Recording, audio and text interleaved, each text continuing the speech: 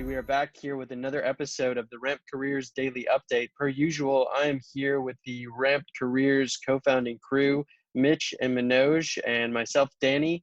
Mitch, Manoj, how you guys doing today? Good, man. Happy Friday. Happy Friday. We've made it to another Friday, although we've already talked about it, but every day feels the exact same. It's all one big Monday.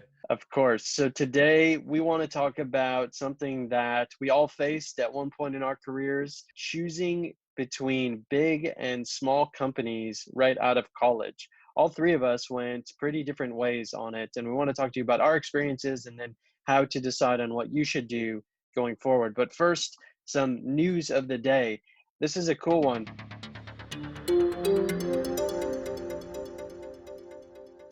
So in East Longmeadow, Massachusetts, manufacturer and distributor is looking to add more to its workforce. And this is a cool company. Carta Mundi, a gaming company, is hiring entry-level skilled workers to prepare for the increased demand in board games and card games during this upcoming holiday season.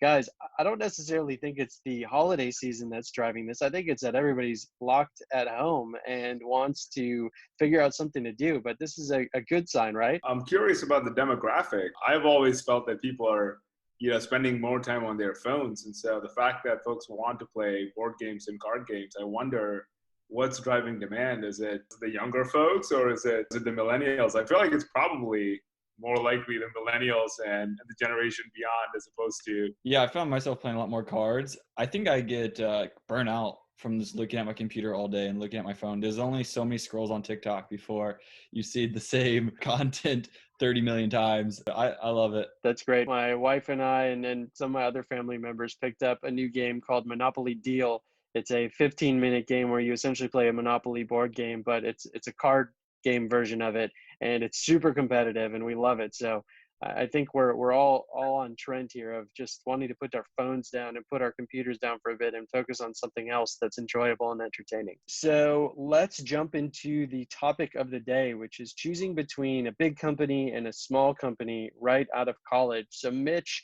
I know you wanted to speak about the pros and cons of a big company. Talk to me about your experience with a big company and some of the pros and cons there. Yeah, for sure. Just for everyone's sake, including, just to frame up this conversation, why don't we define what big and small means? And of course, there's a spectrum across all companies, but let's define small as under 50 employees. And then, medium size, 50 to 500, big being above 500 employees. Obviously, there's ultra big, that's 1,000 to 10,000 employees plus. But I think, a lot of folks these days are kind of falling at companies that are in that 50 to 500 range, maybe. I think that pros of joining a more established company are training, the ecosystem that you'll have around you to support you. So that includes, managers, multi-level managers, other cohorts of SDRs or, any entry-level job that you're joining. But in this case, let's say SDRs, BDRs around you to support you. And then, of course, there's a lot of perks that come along with being a big company. There's 401ks, there's paid leave, there's free lunches. I think all that's great. I think on the flip side, there's a lot of companies that are trying to avoid this, but inevitably you happen to, at some point, end up a cog in this big machine, and you are narrowly focused on your role, your day-to-day, which is great, but you also don't get as much exposure sometimes to the rest of the org, the rest of the business. When you join a company that's under 50 employees, you are wearing many hats inevitably. You are interacting with everybody at the company inevitably, even in a remote world, but definitely in an office. You're bumping in, maybe sitting right next to the, one of the co-founders of the company. So you're seeing the entirety of the business, which can be extremely, extremely beneficial as you're just getting into the real world. It can give you a lot of perspective into what goes into creating a company, what makes a company successful, and setting you up for where you want to head after that initial role. That totally makes sense. And Manoj, the small, medium size, the startup company,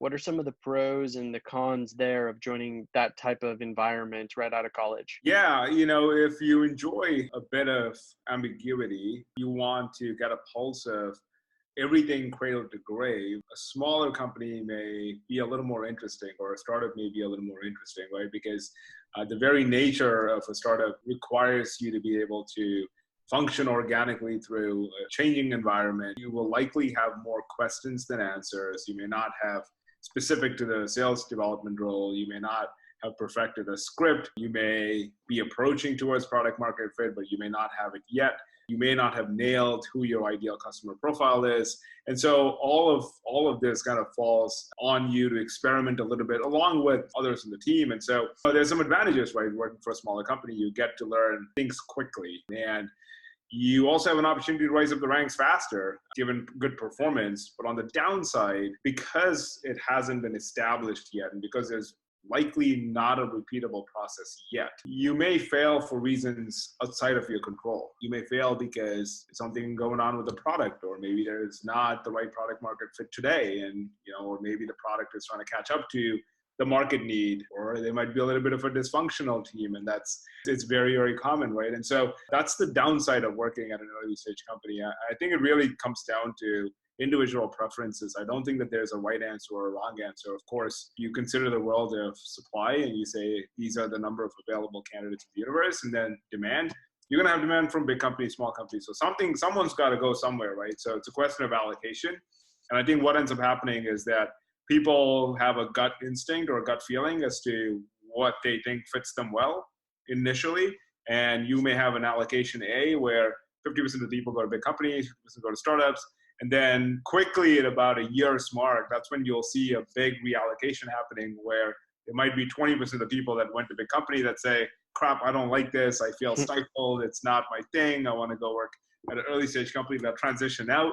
And you'll probably have another 30% of people at these smaller companies that go, oh my God, like, what is this? I haven't learned stuff every day. I don't know what I'm doing. So I want to go work at, a large company like the Salesforces of the world, right? So there will inevitably be a reallocation. And then I think once you spend 1 to 4 years in your early sales career, by that point, folks generally have a good idea as to what they're interested in and where they think they'll succeed. Let's say you do decide startups for me, I want to go early stage. Then how do you, not all startups are created equal. Not all companies are created equal. How do you vet and decide, is this the startup for me? Or is this the startup that's going to give me the best shot at learning and succeeding? And hopefully it's around in 3 years. How do you vet that out? So it's a good question, and it's a relevant question. And I guess it will take me back to my earliest decision right out of school on where to go, big or small company.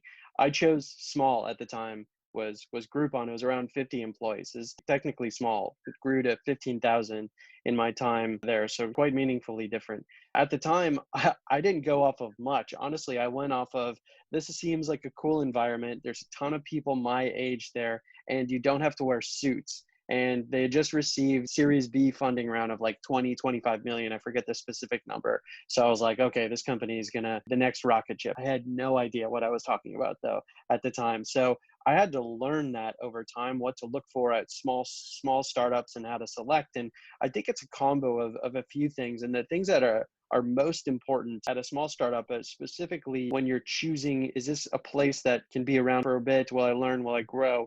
I think you need to look at the founding team. That's going to be incredibly important. Are these folks that are empathetic, good-natured, driven, successful? If they haven't already been a startup CEO, startup founding team before, have they done things in their past that have been successful and they can drive towards a common goal? I think perseverance at startups is a trait that I look for in founders that I work with today and founding teams that I work with overall. So I think that those are critically important. And then you're going to have to do your best to assess the market size and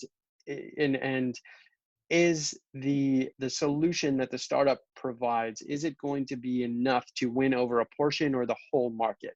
That's what you're looking for at a startup. Like, can this be a game changer? So if you're jumping into a super, super small market and you are at a startup that's VC backed that wants you to grow 100, 1,000x, is that going to come to a head at some point and the startup's going to crash and burn? So that's tough. Assessing the market is tough, but you're going to have to use your best judgment to get to that market assessment. And then one of the other things I look for at a startup level is really the vision. Is the vision big? Is it profound? Is it something that is actually world changing, life changing. And it doesn't have to be for everybody, right? I don't necessarily think every startup is for everyone, or every startup product is going to serve everybody, but for the specific market they're focusing on, is it meaningfully different? So an example of that, a great example of that, is Airbnb. Right before Airbnb, we went to hotels. Nobody stayed at another person's house when they traveled. Nobody even thought to do that. That was kind of weird, actually. Like, why would I ever stay on somebody's couch? Airbnb changed the game. Now you can stay in these cool, unique places in any city, and it's totally normal. And they did that off of an idea, a vision, the right founding team, and they hit the market at the right time. And it is obviously a big enough idea to win over a significant part of the market. So those are some of the things I look for at small companies. And have, it's not always going to be a guarantee, but those have been true for me in my career when I assess, is this startup going to make it in the long run? Yeah, I think it's fair to say that there's no right answer or wrong answer. And, I think that as a early career sales professional, you should be kind to yourself and be okay with the fact that if you choose the small company path, you may or may not be able to evaluate or predict the success of the business. Do a little bit of due diligence, whether it's a small company, a big company. Go with some reasonable assumptions. But if things don't work out as well as you expected it to work out, it's okay. You'll have enough chances to bat. And careers are oftentimes non-linear. Careers are almost always long and takes years of work. And so it's completely okay. I think folks need to be a little bit kinder to themselves and not feel stressed out if your first job doesn't turn out to be the way you want. Every job is a learning experience, and as long as you're open to growing and learning, you'll eventually end up at a place that is a perfect fit for your skills, expectations, needs, desires, wants, and so on. Yeah, with the rapid pace of change and the amount of switching that folks do in jobs, and specifically in tech, it's okay to use a sports analogy, to hit singles, sometimes doubles. You don't always have to go for the home run, and it's also okay to strike out in a position or two. It's all about the story you craft. It's all about your own personal determination, and it's about picking yourself back up and somewhat decoupling yourself from the overall experience of the company. The company and you are two different entities, and you don't need to tie up your entire self-image within the success or failure of any company, be it small or big. So just to summarize all that here in a couple of bullet points. So number one is look for those indicators of this company is going to be around, it's going to last. And that's typically funding. Assuming they've raised money, then the investors have done that due diligence themselves. They valued the market at a certain price and the company. So funding is important. Make sure you're working with good humans. So are these folks I want to be around? Do they seem like they're going to help me grow and I might want to hang out with on a daily basis? And then three, just go in with a learning mindset. If you are going to that young company, it's important to go in there with the mindset of, hey, look, this company could be the next Uber, or they could be gone in 2 years. But regardless, I'm going to learn and soak up as much as I can over my time here so I can get ready for my next thing. Yep. What about if you are going to the big company? How can you best take advantage of the corporate structure, of the learning, of the training, of everything that a big company offers right out of school? Yeah, I almost want to kick it back to you, Mitch, on this one. I think you have a ton of good experience in the big company setting and have worked cross-functionally with many folks. I think you're the resident expert on this one. So do you mind wrapping this big company approach up? I think that at a big company, the best thing you can do is talk with as many different folks in as many different departments as possible. And that's hard because you're not going to be sitting next to everybody and you're not going to know everybody by name. But what you'll find is they're all humans as well, all work for the same family, the same company. So everybody's open and welcome to chat, feed you information. And why I say that is because one of the plus sides of being at a big company is you can see what it looks like once a company has made it. You can see what success looks like. And by starting to talk to different folks in different departments outside of your little sales bubble, you'll get a sense for how do they operate? What are they doing on a day-to-day basis? You can get so much exposure to so many different roles that a small company might not have. So maybe you start in sales, but then you be thinking about what's next? Where do I want to go? What do I want to do?